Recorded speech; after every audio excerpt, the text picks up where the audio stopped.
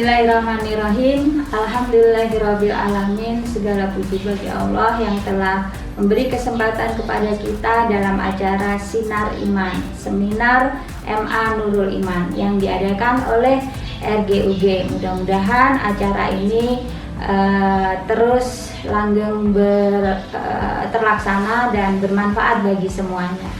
Ya, kali ini Ibu dipercaya untuk memberikan tema pola hidup sehat yang hemat. Ya, bagaimana pola hidup sehat yang hemat itu? Yuk kita simak bersama-sama ya.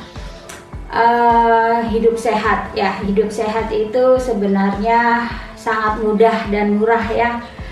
Mau murah itu ada, mau mahal juga ada ya. Tapi kita sebagai umat muslim Islam tentu saja memilih yang hemat, karena itu yang dicontohkan oleh Rasul. Kita tidak boleh hidup bermewah-mewah atau berlebihan atau bermegah-megahan ya, karena itu kemubaziran ya. Demikian dengan pola hidup sehat yang hemat ya. Sehat itu jika kita tidak ada keluhan apapun, tidak mengalami kesakitan, kita masih bernafas dengan lega, kemudian makan masih enak, tidur masih nyenyak, mengamalkan ilmu-ilmu, bisa melaksanakan kebajikan-kebajikan, amalan-amalan yang baik, beribadah kepada Allah dan lain sebagainya. Itu adalah ciri dari manusia sehat. Tentu saja itu yang selalu kita idam-idamkan ya. Sehat yang mahal juga banyak ya, sehat yang mahal, tapi tentu saja kita tidak memilih itu. Bagaimana apa saja yang bisa kita lakukan dengan pola hidup sehat yang hemat itu? Yuk kita simak ya. Ya, yang pertama olahraga ya. Kita olahraganya sendiri saja atau janjian sama teman-teman juga boleh olahraga, mau lari pagi atau jalan pagi atau senam gitu ya. Yang mahal juga banyak, misalkan kalian nge-gym gitu ya di luar, bayar kan gitu, itu mahal itu. Kalau ibu suka jalan pagi 30 menit tiap hari, itu baiknya kalian rutinkan atau sudah mulai dibiasakan dari sejak kalian saat ini atau remaja ya. Ya, kita bisa kalau misalkan ingin senam, sudah banyak ya YouTube yang memberikan kita tutorial senam. Kita bisa meniru gerakan-gerakan itu dengan murah ya. Itu salah satu trik untuk olahraga. Mau olahraga sendiri, jogging tiap pagi, baiknya olahraga itu setiap hari ada waktu untuk olahraga. Apalagi pandemi seperti ini ya, sepertinya waktu untuk mengolahragakan diri itu pasti banyak. Tinggal kita memanajemennya bagaimana, mengatur waktu untuk olahraga itu ya. Satu olahraga. Yang kedua nih, untuk asupan gizi kita itu belanja. Jadi kalau menu makanan itu berupa sayuran, buah-buahan, itu sumber vitamin ya, sumber vitamin bagi tubuh kita. Kemudian juga protein gitu, itu sangat dibutuhkan oleh tubuh kita. Nah, belanjanya di pasar itu lebih hemat ya. Di pasar lebih murah dan hemat daripada kita ke supermarket atau mall-mall. Itu harganya pasti sudah beda sekali dengan harga pasar. Barang-barang di pasar untuk produk-produk sayur mayur dan buah-buahan itu juga lebih dijamin kesegarannya gitu, kesegarannya dari petani, kemudian baru gitu ya, kemudian tanpa pengawet untuk supaya tidak cepat busuk gitu. Itu jarang sekali di pasar itu diawetkan dengan bahan-bahan kimia yang berbahaya. Yang ketiga, kurangi gorengan ya.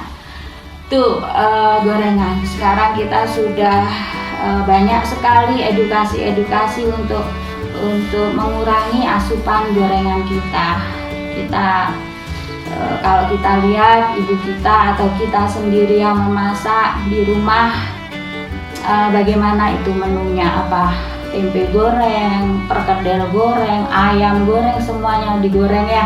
Nah itu baiknya sudah dikurangi, kita sudah mulai ke rebusan karena minyak goreng itu mengandung kolesterol yang jahat bagi tubuh kita. Kita harus patut menguranginya. Nah, kalau kita mengurangi asupan gorengan, berarti kita juga mengurangi membeli minyak goreng. Tentu saja itu juga merupakan pola hemat dalam untuk mengupayakan badan kita sehat ya. Jadi mengurangi gorengan.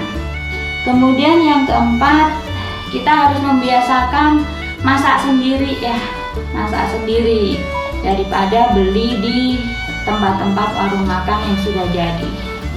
Bagaimana bisa lebih higienis yang jelas, kemudian kalau masak sendiri juga lebih murah pengeluaran kita karena kita tidak membayar jasa memasaknya karena kita memasak sendiri. Yang lebih penting itu lebih higienis. Kita tahu bumbunya bagaimana, kemudian cara mengolahnya bagaimana, kebersihannya bagaimana, itu kita sendiri yang tahu. Kalau orang lain yang masak, kita kurang tahu bagaimana proses higienitas sama sanitasinya ya.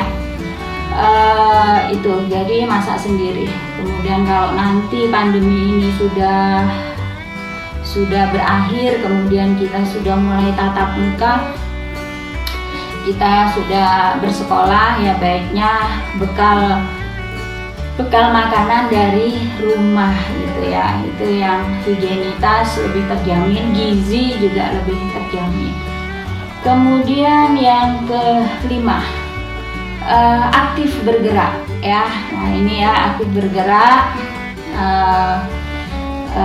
Kalau kita malas, itu yang pertama tadi Ibu sebutkan, untuk berolahraga, penggantinya kalian harus aktif bergerak gitu. Jangan diam saja, badannya jangan dibuat diam saja. Bergeraknya juga untuk hal-hal yang positif gitu ya. Misalkan yang menguras keringat kita, berarti energi kita kepakai untuk keaktifan kita dalam bergerak. Misalkan bersih-bersih rumah ya, bersih-bersih rumah, kemudian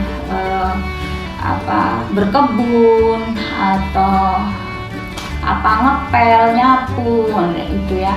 Itu juga buat kebiasaan baik yang kalian tanam pada diri kalian sendiri sejak dini untuk dibawa nanti ketika kalian sudah harus mandiri. Itu harus dibiasakan. Jadi misalkan di sekolah ada piketnya, bersih-bersih nyapu lantai atau ngepel atau ngelap kaca, itu semua untuk diri kalian sendiri.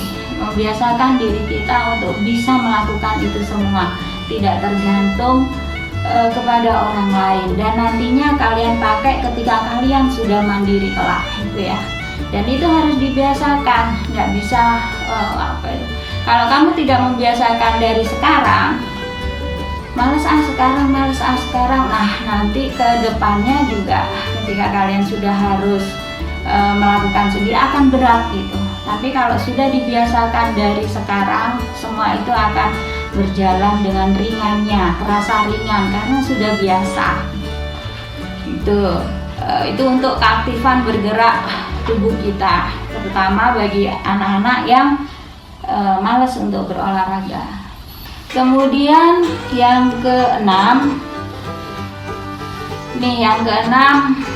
ini sepertinya sesuatu yang anak muda zaman sekarang dilakukan gitu. Nah, jangan begadang. Nah, itu ya, jangan begadang. Jadi itu masuk ke pola hidup ya, pola tidur kita bagaimana.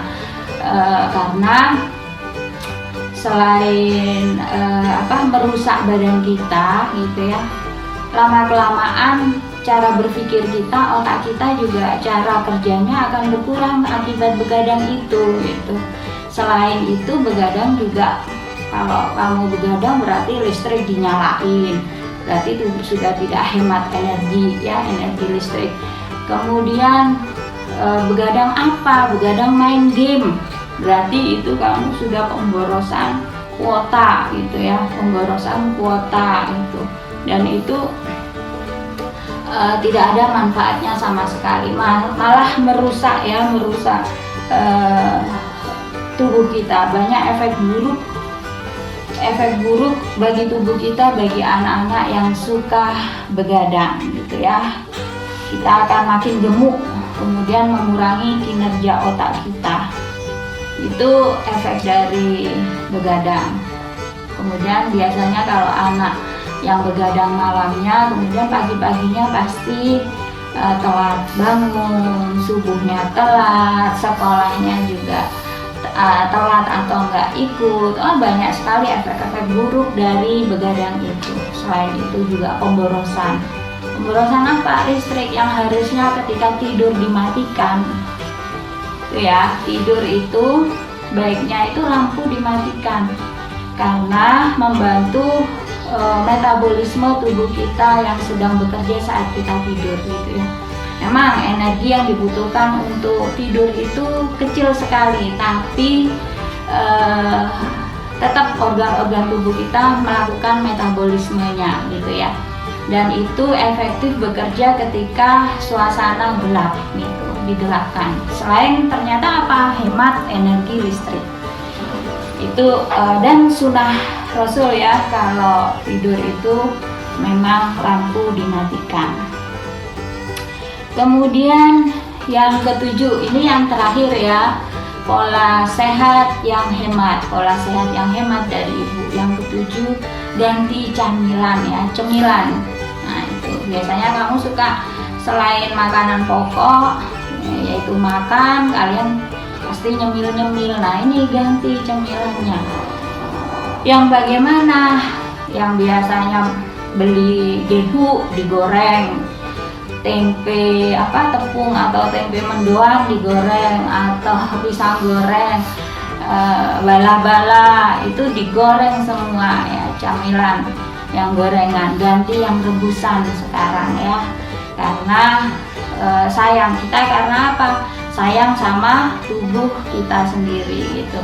Kalau kita kebiasaan makan yang gorengan-gorengan, itu akan terbawa nanti sampai kalian dewasa. Ketika kalian sudah tua pun akan terbawa untuk suka makan gorengan daripada rebusan, dan itu membahayakan untuk tubuh kita gitu. Terlalu banyak lemak, nanti jantungnya kena, kemudian lemak makin menumpuk, artinya kita kegemukan gitu ya. Kemudian kolesterol tinggi itu ya kalau suka yang gorengan-gorengan itu.